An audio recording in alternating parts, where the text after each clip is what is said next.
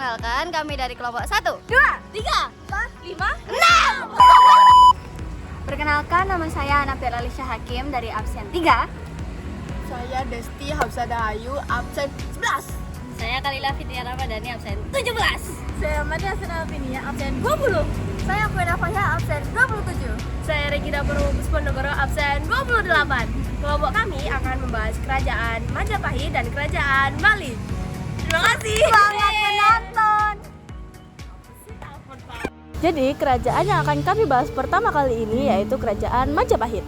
Latar belakangnya yaitu kerajaan Majapahit adalah kerajaan terbesar dan paling sukses yang pernah menyatukan hampir seluruh Nusantara.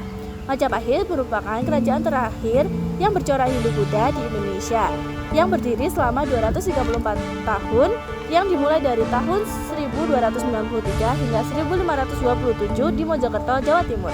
Berdirinya Majapahit diawali dengan jatuhnya kerajaan Singosari saat berada di puncak kejayaannya. Seorang bupati gelang-gelang bernama Jaya Katuang berniat menyerang Singosari.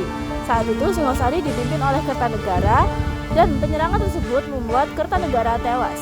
Raden Wijaya, menantu Kertanegara, meminta bantuan kepada seorang penguasa Sugenep untuk mengalahkan Jaya Katuang dan berhasil dikalahkan.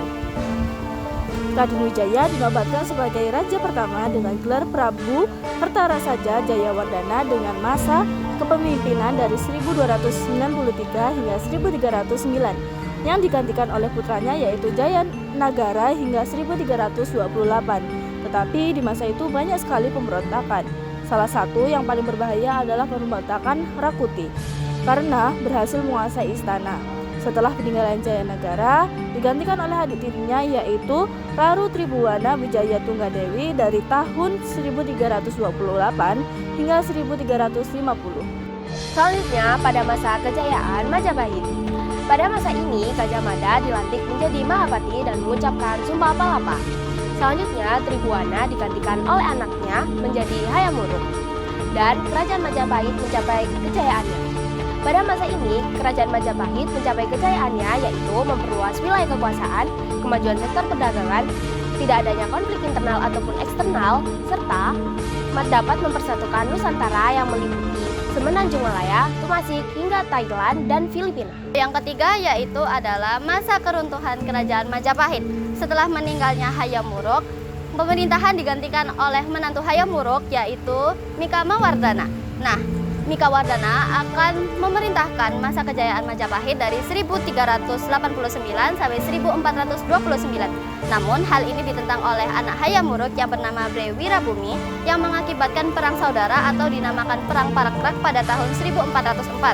Perang ini mengakibatkan kerugian yaitu banyaknya kekuasaan daerah Majapahit dari luar Jawa melepaskan diri. Lalu akhirnya kepemimpinan digantikan oleh Putri Mikamawardhana atau Putri Suhita yang kemudian digantikan oleh adiknya karena tidak memiliki putra mahkota yaitu Brawijaya 1 sampai 7. Saat itu Majapahit mengalami krisis ekonomi dan peraturan politik hingga Majapahit benar-benar mengalami keruntuhan setelah diserang oleh kerajaan Demak sebanyak 2 kali. Kerajaan Demak ini didirikan oleh Raden Patah Putra dari Brawijaya V.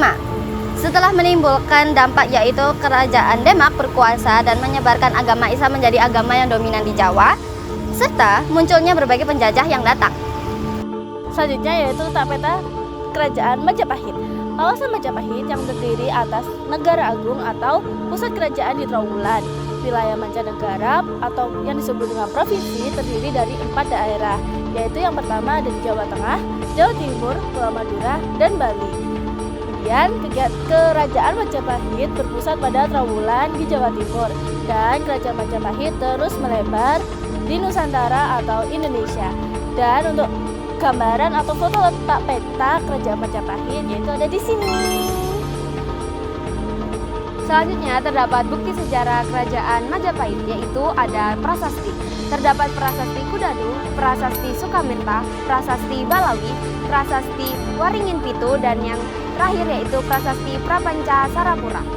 Selanjutnya terdapat kitab yaitu Kitab Negara Kertagama yang ditulis oleh Empu Prapanca yang berisikan tentang keadaan kerajaan Majapahit di masa pemerintahan Hayam Wuruk dan asal-usul keluarga kerajaan tersebut.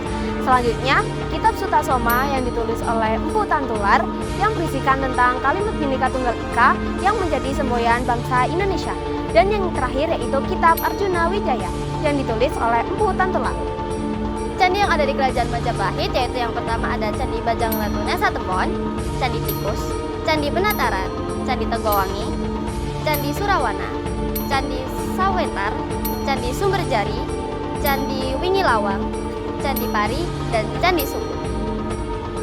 Sejarah Kerajaan Bali bermula pada awal pembangunannya yang terjadi di abad ke-9 Masehi. Awalnya Kerajaan Bali ini bernama Kerajaan Bedahulu, pendirinya yaitu Sri Kesari Warmadewa yang berasal dari dinasti Warmadewa. Pada awal berdirinya Kerajaan Bali, pemerintahannya sudah dipegang oleh sejumlah kerajaan raja, yaitu yang pertama Sri Kesari Warmadewa di tahun 913 sampai 914 Masehi. Yang kedua yaitu Sri Ugrasena yang menjabat di tahun 915 sampai 942 Masehi. Yang ketiga yaitu Sang Ratu Sri Haji Tabanendra Warmadewa yang menjabat di tahun 955 sampai 967 Masehi. Yang keempat yaitu Indra Jaya Singha Warmadewa atau Chandrabaya Singha Warmadewa di tahun 956 sampai 974 Masehi. Lalu selanjutnya yaitu Jana Sandu Warmadewa di tahun 975 sampai 983 Masehi. Dan selanjutnya ada Gunapriya Dharma Patni atau yang biasanya kita kenal sebagai Dharma Udayana Warmadewa di tahun 989 sampai 1007. Nah, masih ada banyak sekali raja-raja yang pernah memerintah di Kerajaan Bali.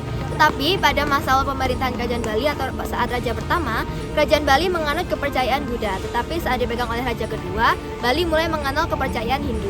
Perkembangan Kerajaan Bali mulai dapat dijelaskan saat kepercayaan Hindu mulai masuk di Kerajaan Bali atau yang biasa kita kategorikan sebagai zaman Bali kuno. Dilanjutkan dengan Bali menjadi bagian dari Majapahit melalui ekspedisi yang dilakukan oleh Patih Gajah Mada dengan Aryanya saat menaklukkan Kerajaan Bali. Masa kejayaan Kerajaan Bali berada di bawah pimpinan Raja Dharma Udayana Warmadewa selaku Raja ke-7. Pada masa pemerintahannya, Kerajaan Bali mengalami peningkatan di bidang pertanian. Hal ini membuat perekonomian Kerajaan Bali semakin meningkat. Bukan hanya di bidang pertanian, tetapi juga di bidang politik dan militer.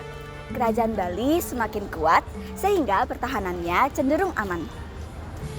Peruntuhan kerajaan-kerajaan di Bali berlangsung secara bertahap dari pertengahan hingga akhir abad ke-19 dan awal abad ke-20 dengan peristiwa penting berikut. Perang Kerajaan Buleleng pada tahun 1846, 1848, dan 1849, Belanda mulai menyerang Bali melalui Kerajaan Buleleng sebagai pintu masuk.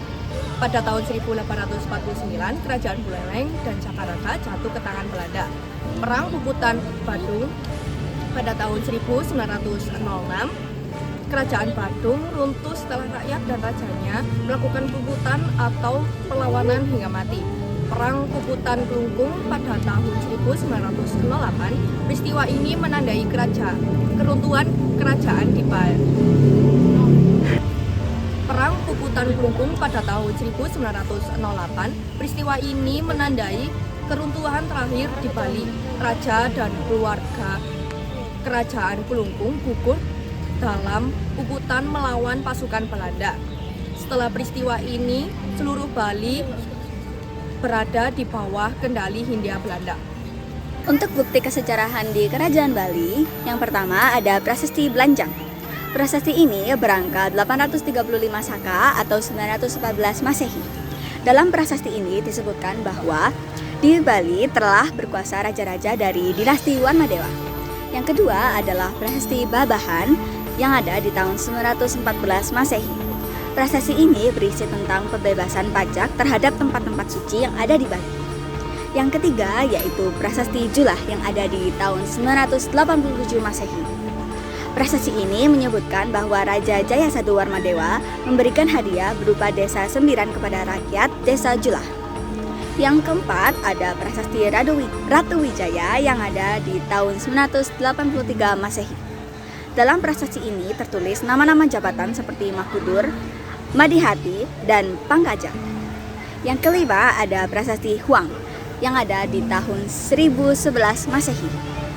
berisi tentang pemerintahan Raja Dharma Sri Udayana Warmadewa di Bali pada tahun-tahun terakhirnya. Bukti yang keenam yaitu Prasasti Pandak Badung di tahun 1071 Masehi. Prasasti yang ditulis dengan aksara Jawa kuno dan bahasa Bali ini berisi tentang wafatnya Ratu Gunapriya Dharmapatni dan Raja Dharma Sri Udayana Warmadewa. Lalu yang ketujuh yaitu ada Pura Goa Gajah. Peninggalan ini terletak di Desa Bedulu, Gianyar, Bali. Peninggalan ini kemudian didedikasikan sebagai tempat suci untuk memuja Dewa Ganesha dan Sang Hyang Trilinga Tausiwa. Lalu yang ke-8 yaitu Pura Telaga Suci Tirta Empul. Peninggalan ini dibangun pada masa pemerintahan Raja Jayasingha Warmadewa. Tempat ini dijadikan sebagai tempat penyucian dan pemujaan kepada Dewa Wisnu. Lalu yang ke-9 atau yang terakhir yaitu Pura Bukit Durga Putri di tahun 962 Masehi. Peninggalan ini merupakan pendarmaan Ratu Gunapriya Dharmapatni atau Mahendradatta. Lokasi peninggalan ini berada di Desa Guruan, Belah Batuh, Gianyar, Bali. Jadi terima kasih telah menonton video kami dari kelompok 1, 2, 3, 4, 5, 6. Mohon maaf dan wassalamualaikum warahmatullahi wabarakatuh.